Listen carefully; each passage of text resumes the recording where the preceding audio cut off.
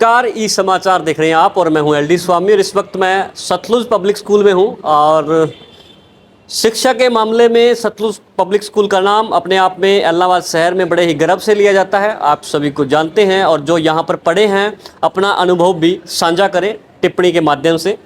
और जो 2023 और 24 का परिणाम जो घोषित हुआ है सीबीएसई बोर्ड का, उसके बारे में थोड़ी सी जानकारी आपको बता दें कि 10वीं क्लास में कुल जो है 80 बच्चे यहाँ पर थे और उनमें से 31 बच्चों ने मेरिट हासिल की है और 19 बच्चे ऐसे हैं जिन्होंने 90% से प्लस जो है वो उन्होंने नंबर लिए हैं। इसके अलावा प्लस टू की बात करें तो इसमें प्लस टू में 90 बच्चे थे जिसमें से 29 बच्चों ने मेरिट हासिल किया है और 90% से ऊपर 12 बच्चे यहाँ हैं। और इसके अलावा एक बड़ी जो खुशी वाली बात है वो ये है कि तन्वी सिंगला जो कि इलाहाबाद की बेटी है, उसने इलाहाबाद शहर में फर्स्ट रैंक हासिल की है और इसके अलावा डिस्ट्रिक्ट में द्वितीय स्थान हासिल किया है। बच्चों से मिलवाते हैं और बातचीत भी करेंगे।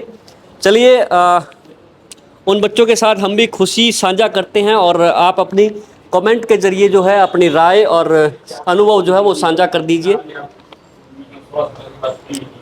तो ये है सतलुज स्कूल का ऑफिस जहाँ पर ये खिलखिलाते हुए चेहरे और तन्वी जो अलग आपको बैठी हुई दिखाई दे रही है वो टॉपर है इलाहाबाद की। बातचीत करेंगे। तो हमारे साथ तन्वी है, इलाहाबाद की टॉपर। कौन सा सब्जेक्ट था थोड़ा सा पहले बता।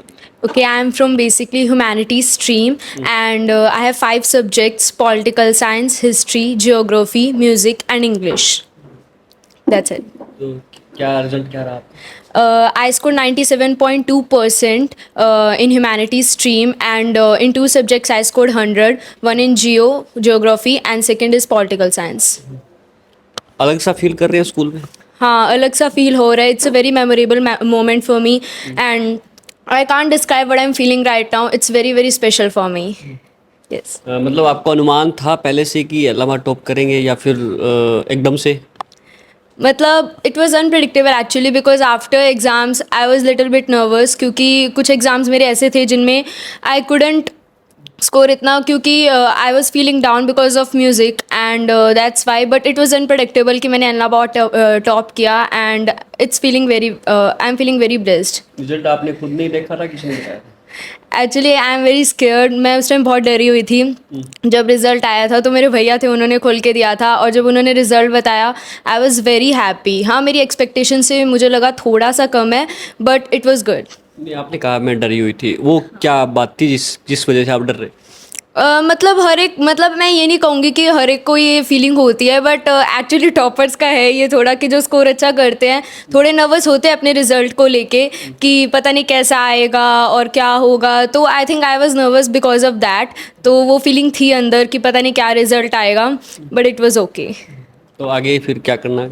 सो आई एम अभी मतलब मैं यूपीएससी की प्रिपरेशन के लिए सोच रही हूँ. पहले मेरा सीयूईटी एग्ज़ाम अभी I am giving so for due and I hope वो हो जाए. अगर ड्यू में एडमिशन हो जाता है then I will start my preparation for UPSC. And base इसी स्कूल से है फिर कहीं दूर से? नहीं, इसी स्कूल से है and I am very blessed. Actually जब से नर्सरी से ही मैं इसी स्कूल में ही हूँ and I am very very blessed कि मुझे ऐसी अपॉर्चुनिटी मिली, ऐसा स्कूल मिला जहाँ पे इतना अच्छा एनवायरनमेंट है, इतनी अच्छी एजुकेशन है, बच्चों को बहुत सारी अपॉर्चुनिटीज़ मिलती हैं. तो I am very blessed, I am very grateful कि मुझे मेरे स्कूल से अपॉर्चुनिटी मिली टू रिप्रेजेंट माई सेल्फ. सबसे ज़्यादा किसका योगदान रहा है? आई थिंक एमडी मैम और टीचर्स का ही सबसे ज़्यादा है इस चीज़ के अंदर योगदान क्योंकि without them I don't think so I would be able to do this. मतलब उनका सपोर्ट और गाइडेंस ही था जो मुझे यहाँ तक लेके आया है. Without them I don't know what I could done. So मतलब मेरे टीचर्स ही थे जो मुझ पर बिलीव करते थे. लाइक आई थिंक हर एक स्टूडेंट के एक टाइम आता है कि उसे समझ नहीं आता कि वो कर पाएगा नहीं कर पाएगा. And to be honest before boards मैं तो श्योर भी नहीं थी कि मैं कर पाऊँगी नहीं कर पाऊँगी but my teachers believed in me, MD ma'am believed in me and yes so result आज सामने. सभी ये कह देते हैं कि एमडी मैम ने जो है उनसे इंप्रेशन मिला, लेकिन क्या मिला? उन्होंने क्या मैसेज आपको दिया जो आपने अपनी लाइफ में लागू किया? आई थिंक एमडी मैम एक ऐसी वीमेन है जो आज की सोसाइटी के लिए एक बहुत बड़ी इंस्पिरेशन है एंड आई थिंक मैं मैम से बहुत कुछ सीख सकती हूँ. अभी आई एम वेटिंग कि मैं और बहुत कुछ सीख सकूँ एंड मैम ने बहुत सारी चीज़ें सिखाई हैं. आई थिंक कि आज के टाइम में टॉपर होना इज़ नॉट अबाउट कि 24 घंटे में से आप 15 घंटे 17 घंटे पढ़ो। Topper is about being like quality matters, कि आप अगर 1 घंटा भी पढ़ रहे हो तो be present in that moment, आपको उस मोमेंट में होना चाहिए। And not only in studies, ma'am कहती है कि कोई भी काम छोटा या बड़ा नहीं होता है, तो सिर्फ स्टडीज़ ही नहीं, आई थिंक आप जो भी कर रहे हो ना, you should love that, you should enjoy that, live in that moment. क्योंकि हम मैम से उसके बारे में विस्तार से पूछेंगे बाद में, तो आप वो एक चीज़ बताओ जो आपको जो है इंस्पायर करती है, जिससे आपने टॉप किया, वो एक चीज़ बताओ आप। आई थिंक एजुकेशन आज के टाइम में बहुत ज़्यादा इंपॉर्टेंट है, बहुत ही ज़्यादा इंपॉर्टेंट है। और मैम ने हमेशा सिखाया है कि हमें कभी भी ना फेलियर को बुरा नहीं, मतलब फेलियर को हमें ऐसे नहीं लेना चाहिए कि अब बस लाइफ ख़त्म है। आई थिंक फेलियर एक स्टार्टिंग होती है, एक न्यू बिगनिंग होती है, जो मुझे मैम से सीखने को मिली है। थैंक यू, यही वाला पूछना था। तो आगे next. My name is Mana. I got 88% in the 10th boards. 88। Yes. My name is Charvi and I got 92%. My name is Vanshika and I got 87%. My name is Jashanpreet and I got 90% in 10th boards. I am Kirat. I scored 85%. I am Dipti. I scored 80%. 10th में सभी? Okay, next. ये बेटा My name is Yashika and I scored 90%. 90%। My name is Kushi. I scored 88%. 88%। इनसे तो कैसे कम रहे? English. English. My name is Sunishta. I got 90%. 90%। My name is Happy Road and I have scored 92.2%. 90। 2.2%. My name is Tathagat and I score 80% in 10th. 80%।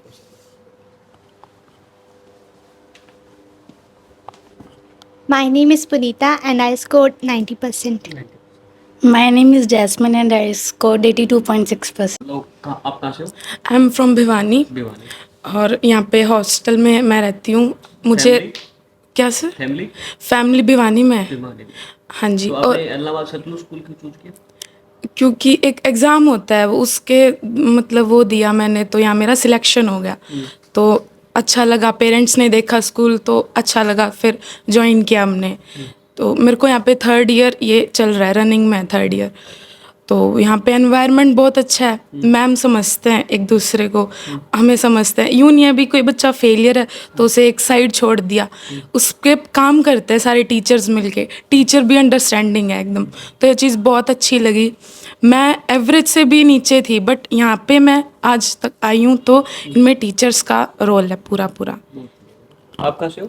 Malout. Bangalore से। पंजाब छोड़ के हरियाणा में, और वो भी छोटे से शहर में। सर बेसिकली हमारे वहाँ पे इन्वायरमेंट नहीं है पढ़ने का, तो मेरे पेरेंट्स सोचते हैं कि हॉस्टल से अच्छी कहीं पे स्टडी हो नहीं सकती। मैं पहले भी हॉस्टल में थी, तो एग्ज़ाम हुआ था कोई श्रेष्ठा स्कीम का, तो उसमें काफ़ी सारे स्कूल्स आते हैं। तो यहाँ पे सबसे पहला रीज़न तो मेरी बुआ है यहाँ पे भी, इन केस कोई प्रॉब्लम होती है तो पास में, तो स्कूल देखा, स्कूल बहुत अच्छा लगा। अब मैं 9th में आई थी यहाँ पे, तो 3rd ईयर है मेरा भी यहीं पे। तो हॉस्टल में क्या है कि शेड्यूल बनता है, ऐसा भी नहीं है कि एमडी मैम टेक केयर भी बहुत अच्छे से करते हैं, ध्यान रखते हैं एज ए पेरेंट्स बहुत अच्छे तरीके से।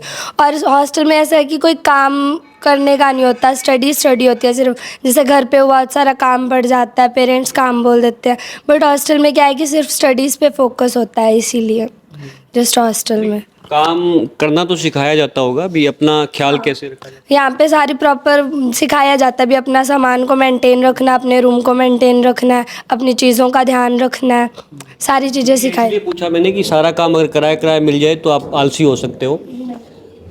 की जो खासियत है वो बताओ।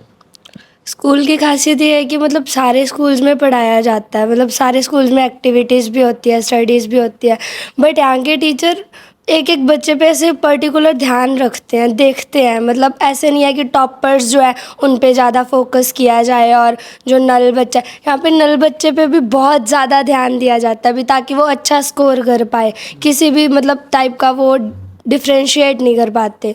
और बाकी स्टडीज़ पे भी सारा फोकस करते हैं सारे टीचर्स, एक एक पर्टिकुलर सब्जेक्ट पे।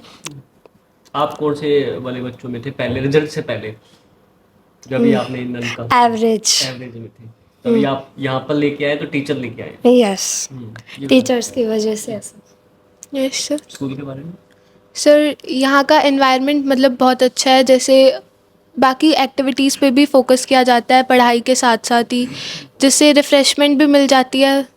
That's- रिफ्रेशमेंट के लिए क्या करते हैं? एनवायरनमेंट सर, यहाँ पे जैसे क्या है कि स्कूल हर टीचर एक पर्टिकुलर सब्जेक्ट टीचर की बात लेते हैं। एक जैसे पर्टिकुलर सब्जेक्ट टीचर है, हमें इस सब्जेक्ट में कोई प्रॉब्लम आती है तो ऑब्वियसली हम उसी टीचर के पास ही जाएंगे। लेकिन इन मतलब ऐसे पर्सनल लाइफ में कोई प्रॉब्लम आ रही है, शेड्यूल मेंटेन करने में प्रॉब्लम आ रही है, तो वो भी हम टीचर्स के साथ डिस्कस कर सकते हैं और वो उस चीज़ का भी टीचर्स एकदम परमानेंट सोल्यूशन देते हैं जो हमारे लिए सूटेबल होता है। टीचर्स हमारी कैपेबिलिटी जानकर हमारे लिए वो सूटेबिलिटी बताते हैं। देखो बेटा, आपके क्लासरूम से लेके यहाँ ऑफिस में आना, ऑफिस में आज इसलिए बैठे हैं कि आपके जो नंबर्स हैं वो ज़्यादा आए हैं, तो इसमें एमडी मैम का क्या योगदान है? एमडी मैम का ये योगदान है कि जैसे हमारे जब हाफ ईयरली प्री बोर्ड वाले एग्ज़ाम्स होते हैं तो मैम ने हमसे एक चीज़ पूछी थी कि जितने भी जिस भी सब्जेक्ट्स में हमारे मार्क्स आए थे कि तुम मार्क्स को मत देखो, तुम वो मार्क्स देखो जो तुम्हारे डिडक्ट हुए हैं, तुम्हें उससे पूरा करना है। तुम्हें ये नहीं देखना कि तुम्हारे 72 आए हैं, 76 आए हैं, तुम्हें ये देखना है कि तुम्हारे जो 4 मार्क्स 8 मार्क्स डिडक्ट हुए हैं वो क्यों हुए हैं और अगली बार नहीं होने चाहिए, वो तुम्हें उस पर फोकस करना है। थोड़ा थोड़ा थोड़ा थोड़ा डर लगता है? रिस्पेक्ट है सर, डर भी। हाँ जी सर। और बाकी मैम बहुत अच्छे हैं, मैम समझते हैं बच्चों को, एकदम अंडरस्टैंडिंग है मैम। आंखों से डराते नहीं हैं, नो सर। समझाते हैं। Yes sir. ठीक है, थैंक यू। आपके सामने कई सारे चेहरे बैठे हैं, काफ़ी मुस्कुरा रहे हैं और आपके बारे में काफ़ी कुछ बोल रहे हैं, क्या आप इनको क्या बोलने चाहोगे? मैं तो बच्चों को रोज़ ही एक ही बात कहती हूँ कि खूब मेहनत करो और सक्सेस हो लाइफ में। दूसरा, किसी चीज़ की ओर ध्यान मत दो, वो तुम्हारा कैरियर को ख़राब कर सकता है। सिर्फ अपनी पढ़ाई को फोकस करो। हाँ, जितनी भी स्कूल में एक्टिविटीज़ होती हैं, चाहे वो, मैं ऐसे मेरी लैंग्वेज में बोल देती हूँ, चाहे स्कूल कहे छींकना है तो छींको। माने everything is very important what the school is telling to the students and everything give education to the children. तो वो ज़रूर करना चाहिए। ये नहीं है कि तुम टॉपर हो, मेरी पढ़ाई ख़राब हो जाएगी, मैं शाम को आऊँगी मेरी ट्यूशन छूट जाएगी। Don't believe in those things, believe in each and every. Ma'am, मैं तन्वी से बात कर रहा था तो मैं एक चीज़ जानने की कोशिश कर रहा था, वो क्या चीज़ है जो सतलुज को अपने आप में अलग बनाता है? तो उन्होंने कहा कि मैम कहती है कि फेलियर जो है वो लाइफ का फेलियर नहीं है, आप उससे सीख सकते हो। तो ये क्या मैसेज है? फेलियर से तो हम सक्सेस होने की पहली सीढ़ी है फेलियर। जब भी आदमी फेल होता है तभी सक्सेस हो सकता है, लेकिन उसको चैलेंज माने तब। ये इसका मतलब ये नहीं कि हम फेल होते जाएं। लेकिन अब मैं ये सोचती हूँ कि सिर्फ मार्क्स ही सबसे इम्पोर्टेंट नहीं है।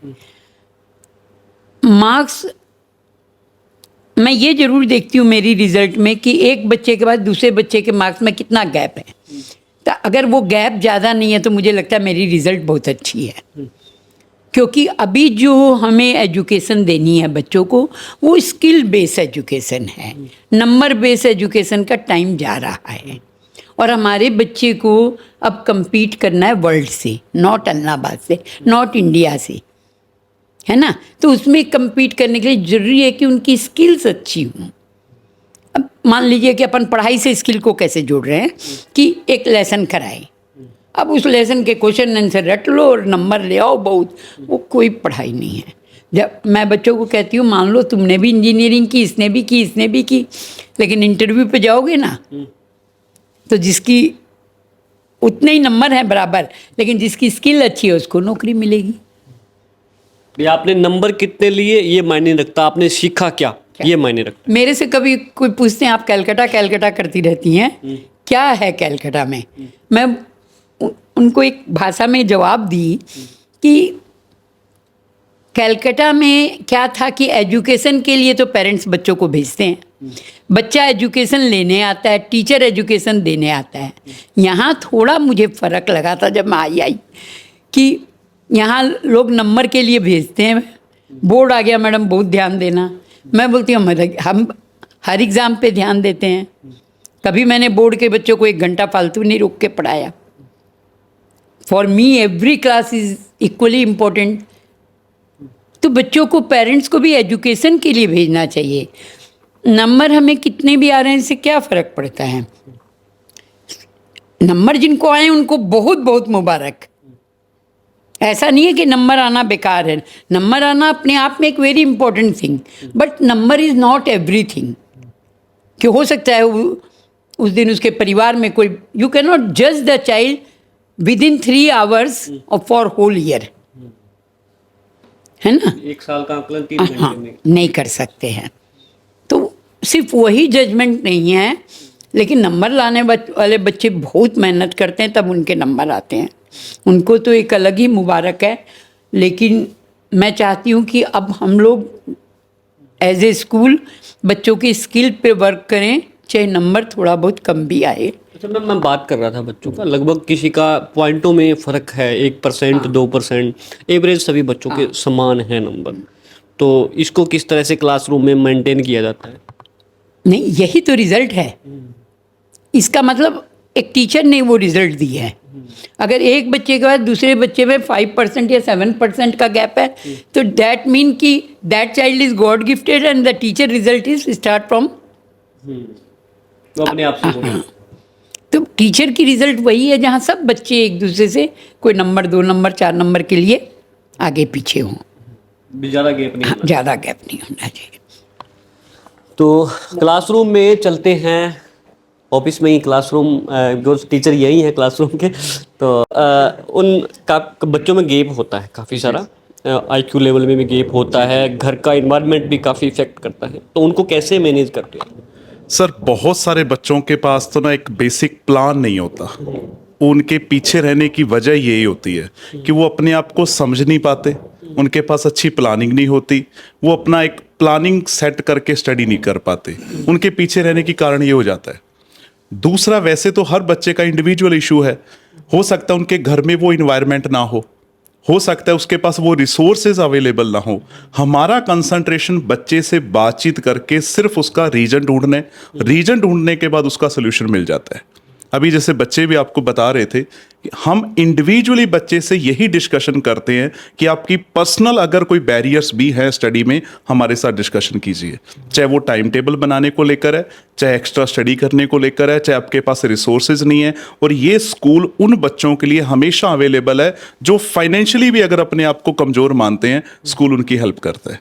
एक्स्ट्रा टाइमिंग है, आप फ़ोन कॉल से, मैसेज से, टीचर से कभी भी अगर आप राब्ता कायम करना चाहते हो, ये स्कूल का हर स्टाफ, स्कूल की मैनेजमेंट ऑल टाइम अवेलेबल है। क्योंकि ये डे बोर्डिंग स्कूल नहीं है, हॉस्टल भी चलता है यहाँ पे, तो वहाँ पे बाकी बच्चों को अगर एक्स्ट्रा क्लासेस मिलती हैं तो डे बोर्डिंग स्टूडेंट्स भी extra classes free of cost आके ले सकते हैं, अपने डाउट्स क्लियर कर सकते हैं। इस वजह से वो जो डाउन थोड़े से बच्चे रहते हैं उनकी ग्रोथ होती है और रिजल्ट अपने आप अच्छा आता है। Sir, thank you. हमने इस रिजल्ट का पूरा पोस्टमार्टम करने का प्रयास किया और हर एक पहलू को जानने की कोशिश की, किस तरह से मोस्टली हमने देखा कि बच्चों के जो परसेंटेज में जो गैप है वो बिल्कुल ही थोड़ा है, कम है, 1 या 2% का गैप है सभी बच्चों में, हम देख सकते हैं। तो हम या आपको जो है अभी सतलुज स्कूल के बच्चों से बातचीत कर रहे थे और MD मैम को भी सुन रहे थे। अभी अजय सर हमारे साथ है, फाइनल मैसेज जो है उन बच्चों से लेते हैं जो स्कूल से निकल कर आगे अपने भविष्य की तलाश में आगे जो है यूनिवर्सिटी कॉलेज में जाएंगे। जी सर। ये सर, उन सब बच्चों के लिए बेस्ट विशेज़ रहेगा कि जैसे कि आज से पहले भी मोर देन 400+ हमने डॉक्टर, इंजीनियर्स एंड अलग अलग फील्ड्स में दिए हैं, वो वैसा ही उनका सुनहरा भविष्य हो स्कूल की तरफ से, और स्कूल की शुभकामनाएं हमेशा उनके साथ रहेगी और भविष्य में भी स्कूल उन्हें हमेशा सपोर्ट करेगा।